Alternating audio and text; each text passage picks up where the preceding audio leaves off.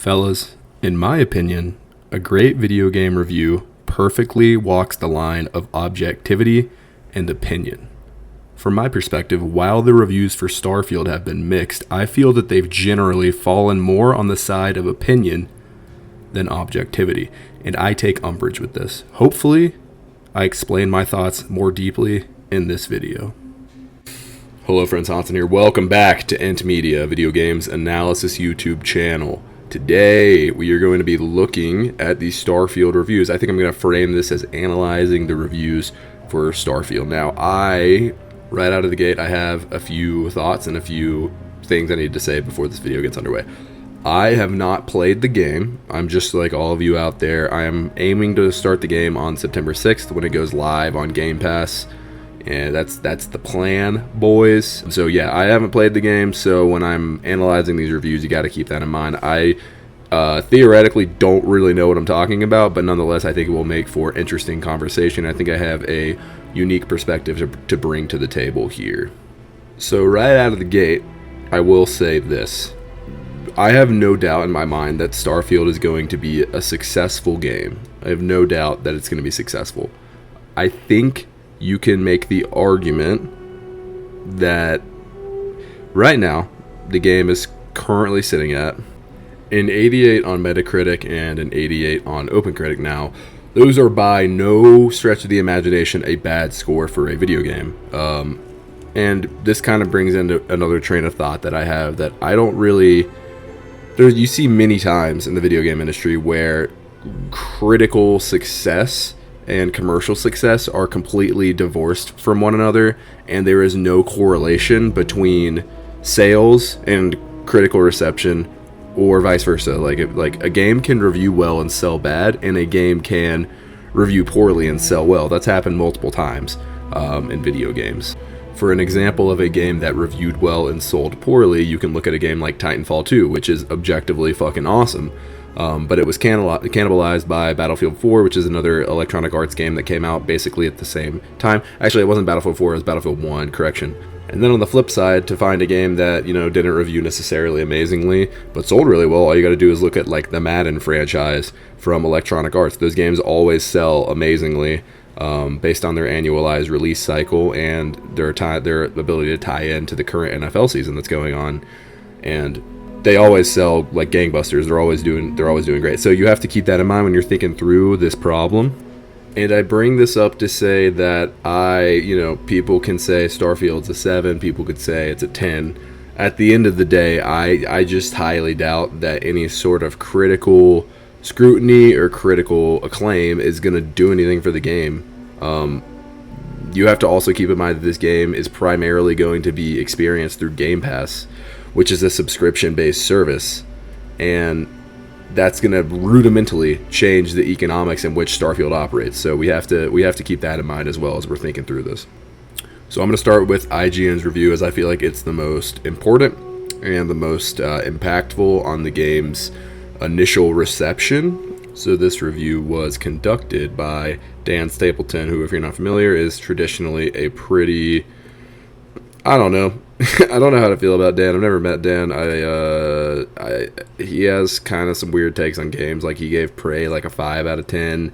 He gave Fallout 4 like a 9.5 out of 10, which I disagree with both of those scores. But at the end of the day, like, what I think is interesting about him is that in his banner photo or whatever on Twitter, he makes it apparent that like these are just his opinions. And at the end of the day, that's what's important to keep in mind about reviews, is that they're ultimately opinions on products. I would argue that a lot of IGN reviewers forget the amount of influence that they have in a game's reception. I think they tend to just kind of like be like, no, I'm just going to say what I want, and they don't really think. When IGN's review gets factored into the algorithm of Metacritic and OpenCritic, they tend to have more weight. So if let's say they give something an 100 and everyone else gives it like an 80, that means it could be more trended upwards to like an 100 just because it carries more weight in the Metacritic algorithm. So I don't know. I have a feeling that some reviewers at IGN can forget that, but nonetheless, I do think that this is an interesting review, and it gives us at the very least like Dan's honest opinions about the game. But let's take a look here. So I will read you the verdict of what Dan ultimately says. This is like the most representative bottom line up front that we have for the game. So, this is the verdict.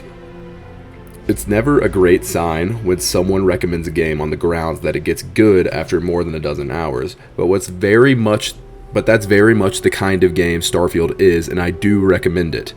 There are a lot of forces working against it, and the combination of disjointed space travel, non-existent maps, aggravating inventory management, and a slow rollout of essential abilities very nearly did it in.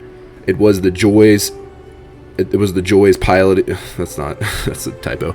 It was the joys of piloting a custom spaceship into and out of all sorts of morally ambiguous situations in a rich sci-fi universe that eventually pulled it out of a nosedive. I'm glad that I powered through the early hours because its interstellar mystery story pays off, and once the ball gets rolling, combat on foot and in space gradually become good enough that its momentum carried me into New Game Plus after I'd finished the main story after about 60 hours. Like Skyrim and Fallout 4 before it, there's still an immense amount of quality role-playing quests and interesting NPCs out there waiting to be stumbled across, and the pull to seek it out is strong. So right out of the gate, I do appreciate how nuanced and how objective a lot of what Dan has to say is. But look at dude, there is no denying that a 7 out of 10 for a game like Starfield and the pressure that is on Bethesda Game Studios and on Xbox, and especially on the tail end of Redfall, this game needed to be more than that. And I guess we're all going to have to wait to play the games for ourselves to see if, Dan's opinions and number scores is spot on. But at the same time, I don't know, man, this game needed to be more than that. And I will say it is definitely not a good look for Bethesda Game Studios or for Xbox that IGN especially, which again, like them or not, hate them or not, they pull a lot of weight in the video game industry. Their assessment here saying that this game is a 7 out of 10 is just not what it needed to be. This game needed to be at the very least an 8.5 out of 10 in my opinion. I do want to circle back to one of Dan's claims that he made in his verdict, where he essentially said that the ship-to-ship combat seems to be awesome, and this gives me a lot of hope, and I actually really... I've heard this a lot, not only from Dan and Mr. Matty Plays and from Defining Duke, which is an Xbox podcast that Matty's a part of. I've not only heard that the ship combat is excellent, and it makes kind of things like the horses and the dragons in Skyrim that you can ride on seem a little obsolete when you go back and look at them. But it is great to hear that ship combat is so great. One interesting thing that I would like to highlight, and this is the last thing I'll say about Dan's review, is that it's clear that reviewers are kind of teetering and tiptoeing around the notion of the powers that you can use in the game, similar to the dragon shouts in Skyrim. It's clear that that is a part of the game mechanics of Starfield, and it seems like reviewers are going out of their way to avoid talking about it. And Dan verbatim says here, a slow rollout of essential abilities. So I'm not really sure what that's all about, but I feel like it has to do with the powers that you can unlock in the game. Like we saw in the end of the Starfield Direct, like a guy holds his hand up, he makes people float in front of him, stuff like that. We're going to have to see how that all plays out and how it ties into the game, and how all of this stuff kind of looks as we begin to play it. So overall, I think Dan did a good job reviewing the game. I haven't played the game, so I'll have to wait and see. But I don't see how this game is a 7 out of 10. Maybe I'll come around to that once I play it. I just don't really get that. That doesn't seem to be in alignment with the rest of the consensus. But at the same time, I do think Dan makes a lot of good points here. And at the end of the day, it's just his opinion, and I respect it. So yeah. Okay, so now let's pivot over to GameSpot's review of Starfield. They say the following, quote, and this is kind of their bottom line up front statement that they have at the beginning of the review. So this is what they say. Quote, Bethesda's spacefaring adventure has its moments with impressive scale, satisfying combat, and some worthwhile side quests, but its shallow RPG systems and uninspired vision of the cosmos make for a journey that's a mile wide but an inch deep. And that is not what you want to hear if you are Bethesda Game Studios. GameSpot ended up giving Starfield a 7 out of 10, which is a good on their rating scale. So I'll go through the pros and cons that they have listed here. So the good for what they have to say about Starfield is that it has intriguing side quests that lead you down some wild paths. Solid gunplay and a fun arsenal of weapons make for thrilling firefights. Impressive breadth of content and interconnected gameplay systems. Trekking the galaxy and discovering planets is novel. So that's what they have to say. There's a little bullet points for the good about Starfield. The bad is that it has an uninspired main story with weak writing and characterizations. It has an underwhelming vision of space exploration and humanity's spacefaring future. Shallow RPG mechanics with regard to dialogue, quest solutions, and influencing outcomes. And a terrible map system which makes key locations tough to navigate. So there's a lot of interesting threads to pull at here, and fellas, I gotta be honest, I'm being reminded of, I don't want to say The Last of Us Part 2, but that's typically the review I go back to when I hear divisive things about games, because part of what I've heard about this game is that the main story is one of the best main story that Bethesda game studios have ever done. Many people have recommended that you start the game with the main story and then you move into all of the other content. I've also heard that the dialogue and writing is really great. So this completely contradicts GameSpot's review here. Like their bad kind of bullet point where they say the writing is weak. I've heard that the Persuade minigame is really awesome. I've heard that the writing and the dialogue and the lore crafting are all really great. So I'm not really sure where GameSpot is at here, but that's just what they have to say.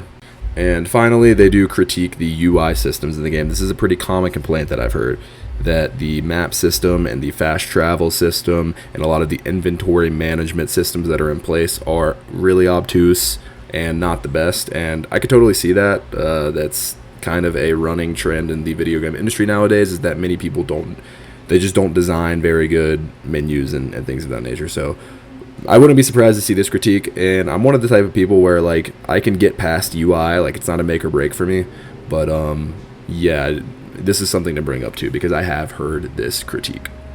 So yes, fellas, that is those are the highlights that I want to pull from IGN and GameSpot's reviews respectively here, and I think these are important to analyze because these are pretty critical of the game. Both of these reviews are pretty critical of the game, and in a lot of ways I genuinely do believe that Bethesda Game Studios deserves they don't deserve the benefit of the doubt after Fallout 76. They don't deserve it, and yeah, I think it's good that the industry is being hard on Starfield, and they're not really letting them get away with it, because I think Fallout 4 was an interesting case where Bethesda Game Studios got away with a lot of things. The RPG mechanics were borderline non-existent in Fallout 4. It relied too much on its gunplay, and there were a lot of ways in which you couldn't really talk around stuff. So, we don't have the game yet. We're the normal folk out here. We don't have access to the game.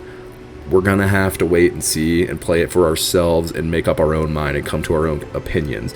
I do think that these GameSpot and the IGN review are very important to look at, as these are press outlets, and press outlets, I believe, in the video game industry are becoming more obsolete. But what you have to keep in mind is that with a website like Metacritic or a website like OpenCritic, they still carry a lot of weight, and they still mean a lot, even though they're becoming more obsolete by the second in all actuality. I do like the nuance that Starfield is being analyzed through. I'm hearing great things, I'm hearing bad things. At the end of the day, if the game can manage to be a solid main story, if it has choice and consequence, not like on a major scale like something like Baldur's 3 or something like that, or Wasteland 3 perhaps, but more so just simple choice, simple consequence, I'm going to be fine with that. If my backstory means something in the game, I'm going to be cool with that. If the combat feels good, I'm going to be good with that. I think there's a lot, like, I just feel like Starfield is a game that I'm going to like, but I'll have to wait and see. And fellas, I'll be sure to come back at you when I have a more fleshed out opinion. Once I played the game for myself, that's going to be in about a week or so. But at the end of the day, like, I eat this stuff up. I love the consensus that the video game industry arrives at for games. I think it's really important to have this sort of discourse and debate about them, and it really is unique to our industry. Like, I think that games are just way more analyzed and talked about than movies, television, and books, and they're unique in this way. And I always, like, I woke up this morning at, like, I don't know, reviews came out 10 a.m. Mountain Time, which is where I'm at. I woke up at like 8:30, and I was like, oh man, are the reviews out? And then I remembered I was up to it. So I get excited about this stuff. At the end of the day, this is important to keep in mind. These are these writers' opinions. They're entitled to their opinion, even if you disagree with it. So let's keep it civil out there. I mean, like, you know, I could see this getting a little toxic, especially once the mainstream consumer gets their hands on this game, because I feel like the mainstream consumer is going to eat this shit up, and they're going to love this game, whatever the video game industry and the press has to say about it. But nonetheless, fellas, that is kind of where the consensus is at. I would encourage you to go read and listen to opinions about the game if you are as into it as I am, because you will inevitably find a lot of interesting stuff out there. So that's all I got to say. I can't wait to get my hands on the game. I am skeptical of the game. If you go back and watch my my video concerning it's called The Promise of Starfield, I think I was kind of right to be a little skeptical about the game. That doesn't mean I'm not excited, but I am skeptical in some way, and it's looking like my skepticism is coming to fruition here. But nonetheless, it still seems to be a good game, and I can't wait to get my hands on it. And at the very least, it's a Bethesda Game Studios game, man. Like, those are monumental releases in the video game industry, as I'm sure you all know. So, anyways, that's all I got, boys. Appreciate you watching. This is Hansen with Ent Media, out.